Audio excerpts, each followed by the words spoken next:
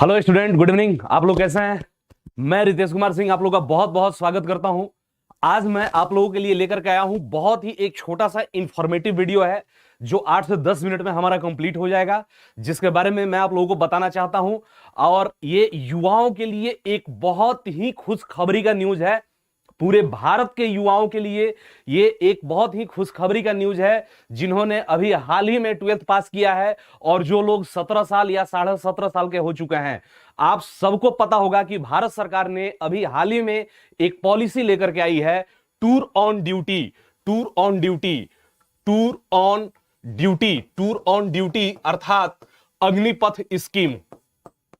Agnipath scheme, Agnipath scheme, ये तो आप लोग समझ ही चुके हैं। अग्निपथ स्कीम क्या है भाई, इसके बारे में हम लोग बात करेंगे। और जो छोटी मोटी इंफॉर्मेशन है इसके बारे में, जो छोटी मोटी कहने के लिए है लेकिन है बहुत ही महत्वपूर्ण, उसके बारे में हम लोग जानेंगे। अग्निपथ, तो भाई अग्निपथ आप लोगों ने मूवी भी देखी होगी और हरिवंश राय जी का एक लाइन भी है, एक कविता भी है, अग्निपथ।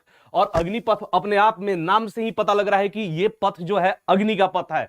तो क्या कहता है भाई इसके बारे में? बोल रहा है कि तू न थकेगा कभी, तू न रुकेगा कभी, तू न थकेगा कभी, तू न रुकेगा कभी, तू न मुड़ेगा कभी, कर शपथ कर शपथ कर शपथ, अग्निपथ अग्निपथ अग्निपथ। तो आज हम लोग बात करेंगे अग्निपथ स्कीम के बारे में, जो भारत सरकार लेकर के आई है। अग्निपथ स्कीम क्या है भाई यही स्कीम? और एक और शब्द निकल करके यही से आता है कि अग्निवीर कौन है? अग्निवीर। तो ये एक स्कीम है जिसका नाम है अग्निपथ, अर्थात युवाओं को 4 साल के लिए कॉन्ट्रेक्चुअल बेसिस पे या संविदा के आधार पे भारतीय सेना में शामिल किया जाएगा। और 4 साल के बाद उनके 25% को आगे कंटिन्यू किया जाएगा एग्जाम में मार्क्स के बेसिस पे, और 75% को रिटायर कर दिया जाएगा। यही स्कीम है अग्निपथ।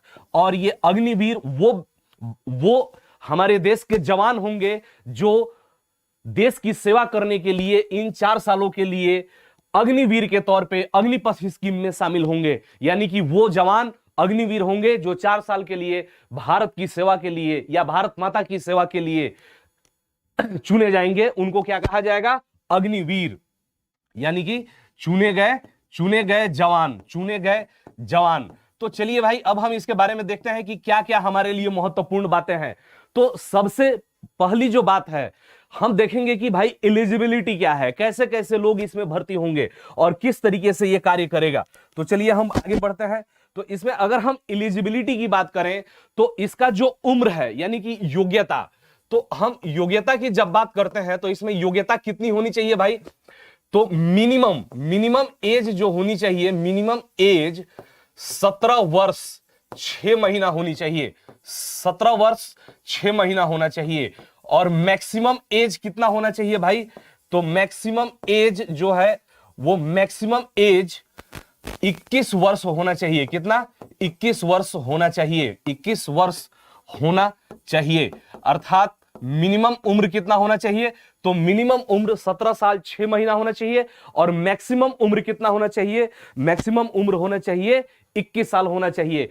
इन्हीं उम्र के बीच के जो बालक होंगे या जो नौजवान होंगे उनको अग्निपथ स्कीम के तहत अग्निवीर बनाया जाएगा। अग्निवीर बनाया जाएगा जो 4 साल के लिए भर्ती होंगे, जो संविदा आधारित भर्ती होगी। क्या होगा भाई? संविदा आधारित भर्ती होगी। संविदा आधारित भर्ती। और इस संविदा आधारित भर्ती होने के बाद, संविदा आधारित भर्ती होने के बाद 6 महीने की ट्रेनिंग होगी। क्या होगी भाई? 6 महीने की ट्रेनिंग। 6 महीने की ट्रेनिंग होगी।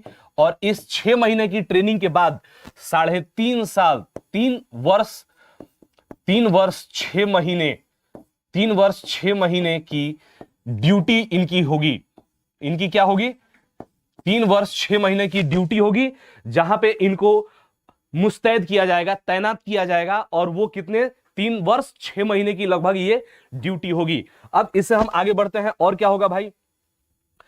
इसके बाद 25% जवानों को आगे कंटिन्यू किया जाएगा, आगे रखा जाएगा। बाकी 75% बाकी 75% को सेवानिवृत्त कर दिया जाएगा, सेवानिवृत्त कर दिया जाएगा, सेवानिवृत्त कर दिया जाएगा। अब बात यह आती है कि भाई सेवानिवृत्त क्यों कर दिया जाएगा? सेवानिवृत्त कर दिया जाएगा और ये बाकी फिर कहां जाएंगे? जब ये सेवानिवृत्त हो जाएंगे तो सेवानिवृत्ति के बाद इनको क्या किया जाएगा भाई? ये कहां जाएंगे? तो ये यहां पे जाएंगे और ये जो 25% जवानों को जो आगे रखा जाएगा, जिनको कंटिन्यू किया जाएगा, इसके लिए एक एग्जाम होगा और एग्जाम के माध्यम से इनको कंटिन्यू किया जाएगा। किसके माध्यम से? एग्जाम के माध्यम से इनको कंटिन्यू किया जाएगा और 75% को रिटायर कर दिया जाएगा। अब ये जो 75% रिटायर होंगे वो कहां कहां जाएंगे? तो जितने भी हमारे पास सीएपीएफ है, इन सीएपीएफ में भर्ती हो जाएंगे। सेंट्रल आर्म पुलिस फोर्स, जिसमें आईटीबीपी है, सीआईएसएफ है, सीआरपीएफ है, एसएसबी है। तो ये जितने सीएपीएफ हैं, इन सीएपीएफ में भर्ती कर दिया जाएगा, इनको मौका दिया जाएगा। फिर पुलिस यानी कि पुलिस प्रशासन में यानी कि पुलिस सेवा में इनको मौका दिया जाएगा। पुलिस भर्ती हो सकते हैं ये लोग, पुलिस में भर्ती किया जा सकता है इनको। और पुलिस में भर्ती होने के बाद फिर इसी के साथ आप देखेंगे कॉर्पोरेट सेक्टर में भी इनकी भर्ती हो सकती है। कॉर्पोरेट सेक्टर में भी भर्ती हो सकती है। कहां पे हो सकती है भाई? तो कॉर्पोरेट सेक्टर में भी इनकी भर्ती हो सकती है। और कॉर्पोरेट सेक्टर के साथ साथ ही सिविल क्षेत्र में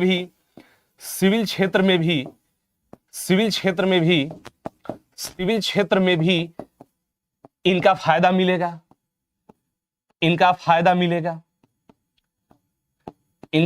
मिलेगा। अब देखिए भाई, ये तो हो गया, ये जो 75% रिटायर होंगे इन सबको कहीं ना कहीं तो जॉब मिल जाएगी, इस तरीके से मिल जाएगी। अब हम बात करते हैं कि भाई पेमेंट की, कि पेमेंट कितनी रहेगी। तो आप सभी युवाओं के लिए सबसे बड़ी बात है कि भाई पेमेंट बहुत इंपॉर्टेंट होता है। तो अब देखिए कि पेमेंट क्या मिलेगी। इनकी पेमेंट की अगर हम बात करते हैं पेमेंट, तो यहां पे ध्यान रखिए, पहले साल इनको कितना मिलेगा भाई? तो फर्स्ट ईयर इनको जो पेमेंट मिलेगा वो मिलेगा 30,000 रुपया। कितना मिलेगा? 30,000 रुपया। अगर हम सेकेंड ईयर की बात करें तो सेकेंड ईयर में इनको मिलेगा 33,000 रुपया। कितना मिलेगा? 33,000 रुपया मिलेगा।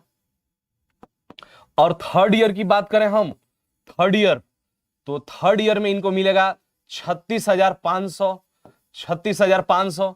और फोर्थ ईयर की बात करें तो फोर्थ ईयर में कितना मिलेगा भाई? तो फोर्थ ईयर में इनको मिलेगा 40,000 रुपया। यानी कि टोटल इनका जो पेमेंट होगा 30,000 से लेकर के 40,000 के बीच में ही मिलेगा। 30,000 से लेकर के 40,000 के बीच में ही मिलेगा, इससे ज्यादा नहीं मिलेगा। और यहां पे और ध्यान रखिए कि ये जो टोटल पेमेंट है ड्यूटी के दौरान मात्र 70% ही मिलेगा। 70% ही पेमेंट मिलेगा। बाकी 30% जो है वो सेवानिधि पैकेज में जाएगा।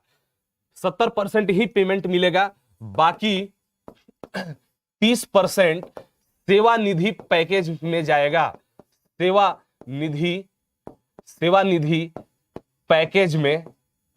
सेवानिधि पैकेज में जाएगा। ये आप सभी लोग समझ गए क्या कह रहा है? कि अगर 30,000 रुपया पहले साल इनकी सैलरी है तो इसका 70% मात्र 21,000 ही इनको कैश मिलेगा, कैश इन हैंड। बाकी जो 9,000 रुपया है, 9,000 रुपया जो बचेगा वो कब मिलेगा? सेवानिधि पैकेज में चला जाएगा और इतना ही पैसा सरकार सेवानिधि पैकेज में डालेगी। और जब ये रिटायर्ड होंगे तो रिटायर्ड यानी कि सेवानिवृत्ति के बाद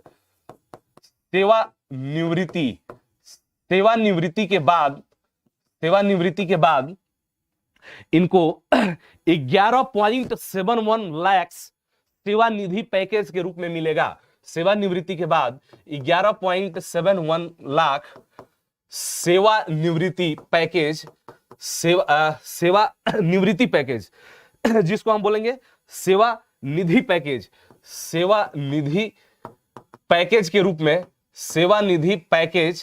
के रूप में प्राप्त होगा। सेवानिवृत्ति के बाद 11.71 लाख सेवानिवृत्ति या सेवा निधि पैकेज के रूप में प्राप्त होगा। और इसी के साथ एक चीज और ध्यान रखिएगा, ये तो हो गया कि भाई 11.71 लाख सेवा निधि पैकेज के रूप में प्राप्त होगा। इसी के साथ इनको राशन, ड्रेस और ट्रेवल अलाउंस भी मिलेगा। ड्यूटी के दौरान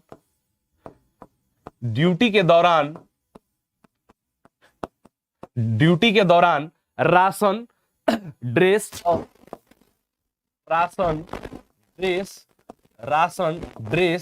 और ट्रेवल अलाउंस भी मिलेगा। Travel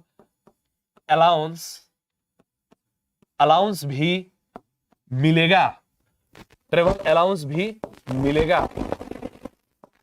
clear.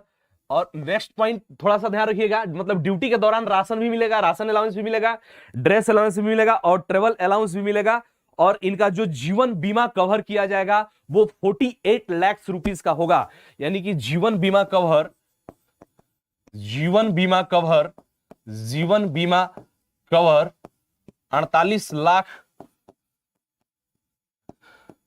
का होगा। यानी कि इनका जो जीवन बीमा का जो कवर मिलेगा वो कितने का होगा, यानी कि 48 लाख रुपये का होगा।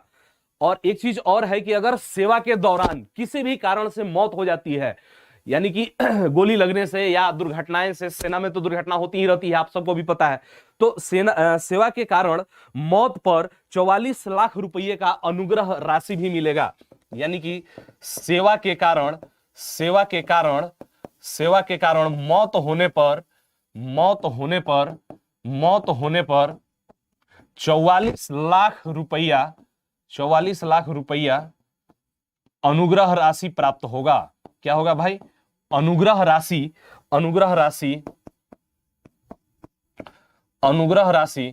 प्राप्त होगा। कितना? तो 44 लाख रुपया अनुग्रह राशि प्राप्त होगा। अगर सेवा के कारण अगर मौत हो जाती है तो 44 लाख रुपया क्या होगा भाई? तो अनुग्रह राशि के रूप में प्राप्त होगा। तो ये आपके लिए जो महत्वपूर्ण बेनिफिट्स हैं जो सरकार के तरफ से आपको मिलता है। और सेवानिवृत्ति के बाद आपको एक प्रमाण पत्र प्राप्त होगा जो डिप्लोमा के तौर पे होगा। सेवानिवृत्ति पर प्रमाण पत्र प्राप्त होगा। सेवानिवृत्ति पर प्रमाण पत्र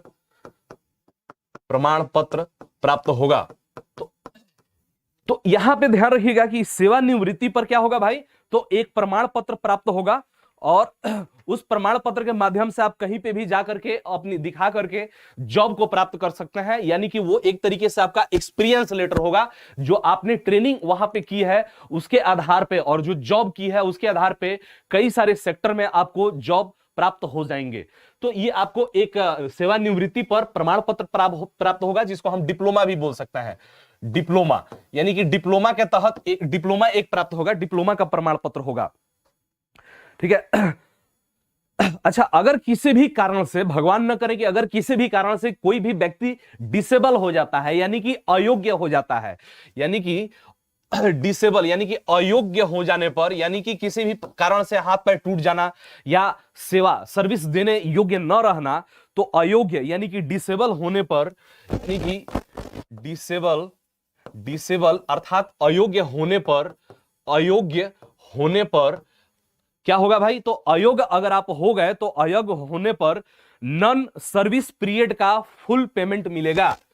अयोग्य होने पर नॉन सर्विस पीरियड का यानी कि जो आपने सेवाएं अभी नहीं दी है, नॉन सर्विस पीरियड का फुल पेमेंट मिलेगा आपको। फुल पेमेंट मिलेगा। क्लियर सबको? चलिए, तो ये रहा आपका एक जो महत्वपूर्ण था विषय, यानी कि अग्निवीर से जुड़े हुए जो एक महत्वपूर्ण विषय थे, उसके क्या क्या आपको बेनिफिट्स मिल सकते हैं और क्या क्या लाभ हो सकते हैं, उसके बारे में यहां पे बातें की गई है। ठीक है। और इससे और क्या फायदा होगा वो थोड़ा सा ध्यान से रखिए। यानी कि पहले जो सेना में जो सामुदायिक रेजिमेंट होते थे, जातीय और सामुदायिक रेजिमेंट होते थे, जैसे गोरखा राइफल्स हो गया, बिहार रेजिमेंट हो गया, या फिर महाराष्ट्र रेजिमेंट हो गया, मद्रास रेजिमेंट हो गया, या किसी भी समुदाय से संबंधित या जाति से संबंधित जो रेजिमेंट्स बनती थी, उनका अब एबोलिशन होगा, उनका उन्मूलन होगा। यानी कि सेना में जातीय सामुदायिक रेजिमेंट की नीति में बदलाव आएगा। अर्थात सेना की जातीय सामुदायिक सेना की जातीय सामुदायिक या सामुदायिक रेजिमेंट में बदलाव आएगा। सामुदायिक रेजिमेंट में बदलाव आएगा। रेजिमेंट में बदलाव आएगा। क्या होगा भाई? तो रेजिमेंट में बदलाव आएगा, जातीय सामुदायिक रेजिमेंट में बदलाव आ जाएगा, या रेजिमेंट की नीति बदलेगी। रेजिमेंट में बदलाव आएगा या नीति में बदलाव आएगा। क्लियर? तो यहां पे ये ध्यान रखिएगा। और इससे और क्या फायदे हो सकते हैं हमारे? तो और फायदे के रूप में ध्यान से देखिए यहां पे, और फायदे के रूप में इससे फायदा क्या होगा? फायदा तो युवाओं को बेहतर तरीके से देश की सुरक्षा को समझने में मदद मिलेगा।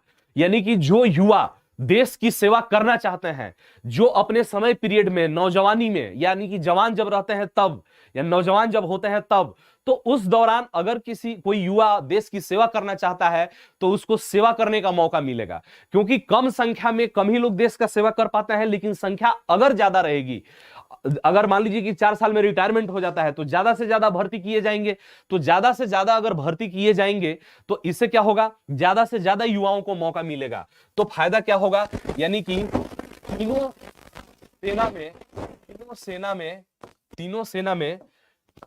सेना में कमी को तुरंत पूरा किया जा सकेगा। तीनों सेना में कमी को तुरंत पूरा किया जा सकेगा। तुरंत पूरा किया जा सकेगा, यानी कि तुरंत फौरी तरीके से इसको भरा जा सकेगा। यानी कि तीनों सेना में जो कमी है, लगभग 1.25 लाख लोगों को भर्ती की जाएगी, 1.25 लाख नौजवानों की भर्ती की जाएगी। यानी कि तीनों सेना में कमी को तुरंत पूरा किया जा सकेगा। इसी के साथ भारतीय सेना की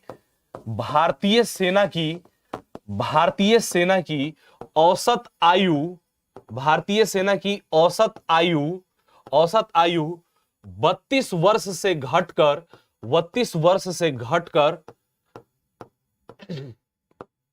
26 वर्ष हो जाएगी। क्या हो जाएगा भाई? 26 वर्ष हो जाएगी। यानी कि 32 वर्ष से घट करके कितना हो जाएगी? 26 वर्ष हो जाएगी। यानी कि 32 वर्ष से घट करके 26 वर्ष हो जाएगी। यानी कि हमारी जो सेना है, अगर हम तुलना करें तो ब्रिटेन की सेना है उसकी औसत आयु 30 साल है, जबकि अमेरिका की 27 साल है। तो हमारी उनसे भी मतलब कम आयु हो जाएगी। यानी कि भारत की जो सेना की आयु होगी, औसत आयु, वो 26 वर्ष हो जाएगी, जो अभी वर्तमान में कितना है भाई? तो वो 32 वर्ष है। ठीक है। इसी के साथ पेंशन का खर्च बचेगा, जिससे सरकार सेना का आधुनिकीकरण कर सकेगी। सेना का आधुनिकीकरण कर सकेगी। ठीक है। यानी कि सरकार के पास भी बहुत सारे पैसे होंगे, जो अभी वर्तमान समय में पैसे, जो रक्षा बजट का जो मैक्सिमम भाग है, वो सेवानिवृत्त जो सैन्य अधिकारी हैं उनके पेंशन और भुगतान के ऊपर जो खर्च हो रहा है, उससे ज्यादा बचत होगी और सरकार नए नए हथियार खरीद करके हमारे सेनाओं को प्रदान कर सकेगी। इसलिए अगर हम यहां पे देखेंगे तो इस नई पॉलिसी का फायदा भारत को जरूर मिलने वाला है। और सिर्फ भारत सरकार को तो मिलेगा ही मिलेगा, लेकिन इसी के साथ में जो नौजवान है, जो हमारे युवा हैं, जो अभी तुरंत 10वीं और 12वीं पास किए हैं और जिनकी इच्छाएं हैं कि वो भारत की सेना में जाएं और भारत की सरहदों पे जाकर के भारत की रक्षा करें और अपने देश के लिए कुछ करें, तो उनके लिए एक बेहतरीन मौका है। तो आप लोग बिल्कुल इसको ज्वाइन करने से न चुकेंगे। जो लोग देश की सेवा करना चाहते हैं, ये देश की सेवा करने का मौका हर किसी को नहीं मिलता है। तो तो हमारे प्यारे बच्चों, आप लोग लगातार इसके ऊपर ध्यान बनाए रखिए और जैसे ही इसका फॉर्म आता है जुलाई अगस्त तक, पूरी संभावना है कि जुलाई अगस्त से इसकी भर्तियां शुरू हो जाएंगी, तो आप लोग जरूर इसको भरें और देश सेवा करने का आपको एक बहुत ही बेहतरीन मौका मिलेगा। आप लोगों को जाकर के सेना के साथ रहने का, उसके जीवन शैली का, वहां के रीति रिवाज, खान पान और एक बेहतरीन एक युवा वर्ग तैयार होगा जो पिछले समय के जो एक पीढ़ी थी जो कि एक बीमार पीढ़ी है या जो सही से अपना शारीरिक गठन नहीं कर पाई है या आप देखेंगे कि वो तैयारी ठीक से नहीं कर पाई है, जिसे कम ही उम्र में उसके शरीर में कई सारी बीमारियां आ जाती हैं। तो आप लोगों को अपना फिजिकल फिटनेस तैयार रखने का एक बहुत ही बेहतरीन मौका है, तो आप लोग बिल्कुल ना छोड़ें। और फिर मैं हरिवंश राय जी के उसी लाइन के साथ इस वीडियो को समाप्त करना चाहता हूं कि तू न थकेगा कभी, न तू कभी रुकेगा, तू न थकेगा कभी, तू न रुकेगा कभी, तू न मुड़ेगा कभी, तू न मुड़ेगा कभी, कर शपथ कर शपथ कर शपथ, अग्निपथ अग्निपथ अग्निपथ। तो मेरे प्यारे बच्चों, आज का जो इंफॉर्मेटिव वीडियो है बस आज मैं यहीं पे रोकना चाहूंगा। फिर मिलते हैं अगले सेशन में एक नए वीडियो के साथ। बहुत बहुत धन्यवाद। Thank you.